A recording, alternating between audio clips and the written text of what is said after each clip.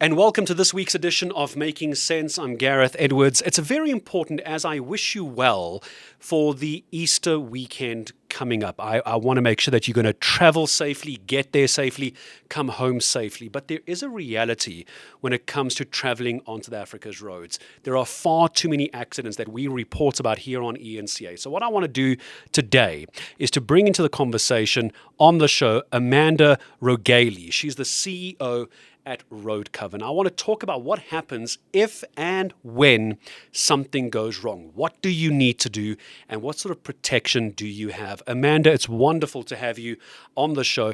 Let's just start with the basics. What do people generally get wrong when they start going on holiday and things they don't think about? Firstly, hello and thank you to everyone for having me here today.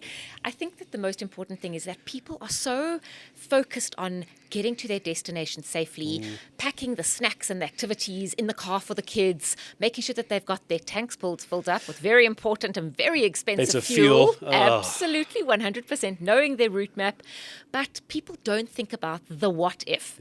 Because we know statistically 60% of people on South African roads are going to have a motor vehicle accident during their life. Absolutely. And it's not a matter of if it happens. It's a matter of when it happens. And how bad it is. And how bad it can be.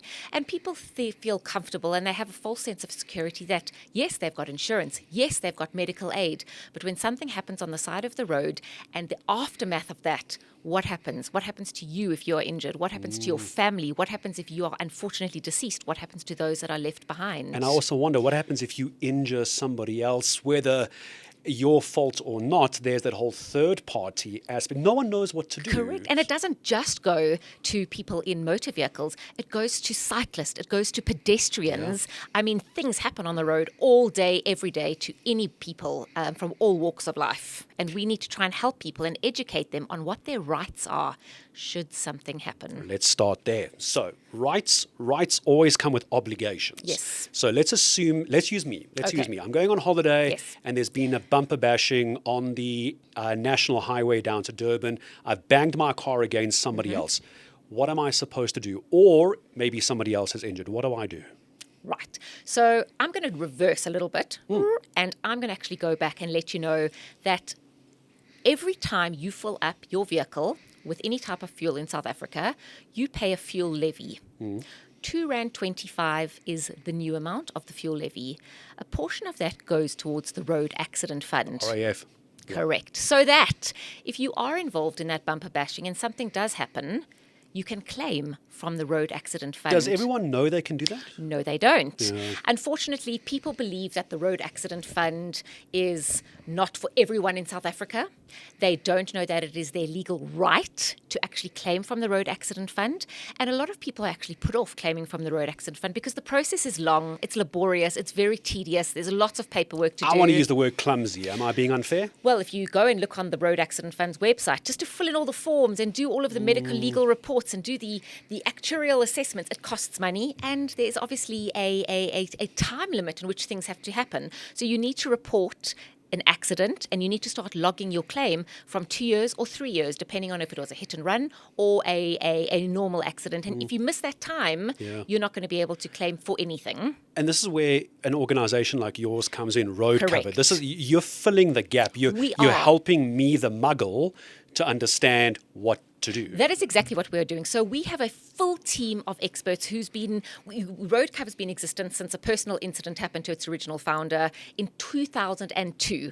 And speaking on our co-founder's experience, he was actually in a cycling accident and he went through the whole process of trying to claim money from the Road Accident Fund and went to the legal fraternity and through his medical aid and through many different hurdles he had to jump over, and he realized there must be a simpler way. And at the end of the day, when he got paid out whatever he got paid out from the Road Accident Fund, he had to give away 40% of that to legal fees. 40%. So if you get paid R1 million, of that, 400,000 Rand you could potentially have to give away to legal fees and expenses, which It makes no sense. It's legally yours. You've been through the trauma. You've suffered the damages. You've lost your earnings. You've lost your potential You're doing income. all the work of the admin. Well, 100%, but yet you're giving it away to a third party. So Road Cover was formed, and Road Cover works on a membership. You pay a monthly membership fee, less than a cup of coffee, and should anything happen to you, or should I say when it does happen to you, you pick up the phone, you phone Road Cover, and we start managing the entire process for you. The medical legal reports, the actuarial reports, all of the important reports that could happen at no charge to you. And what you get at the end of the day is 100% of your payout. We take no fees. It makes me wonder, because everything you just explained, I mean, I can see the exasperation in your face when you're explaining all the steps and the hurdles, the hoops you have to jump through. I can't help think that if it's, and again, I'll use my example from earlier, a minor bumper bashing, it's not worth me. Maybe there's a slight injury, my neck is maybe a bit sore. It might, in my mind, not be worth going through the effort of everything you just described, despite the fact I'm actually entitled to something. Very much so. And that is where we start. That is the point where we start. Come to us, bring us the case if you are a Road Cover membership, explain to us what happened, and our legal experts will turn around and say, this is valid, this is not valid.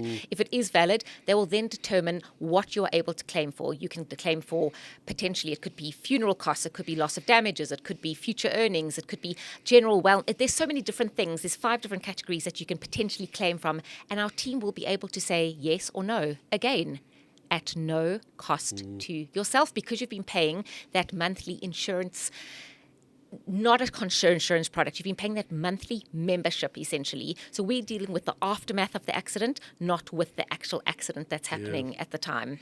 Is it too late? We're going into Easter weekend. So if someone watching this, when it comes out for broadcast, they now want to get hold of Road Cover, is there like a waiting period? No. What's the logistics I have to jump through? Absolutely nothing. You literally go onto our website, sign up, and you are a member from day one. If you have an accident, an hour after that, you are still covered.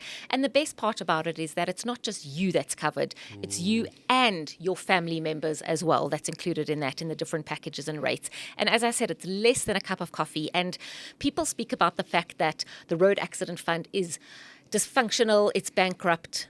That is absolute nonsense. Your fuel levy that you pay, there are billions of reserves in the Road Accident Fund which gets paid out. It's a matter of using a third party such as Road Cover to run the process correctly for you. And since we went back about as far as 2012, because we couldn't go back any further than that, we have paid out over 644 million rand to claimants, which means that if you look at that, 40% of that could have gone through to legal fees, but it hasn't.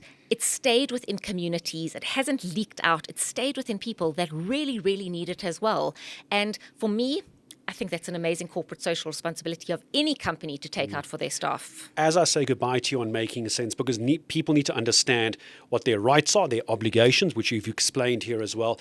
Anything that I have not asked you that you want people as a takeaway going into Easter weekend to pay attention to in a situation that may or may not, but probably will occur?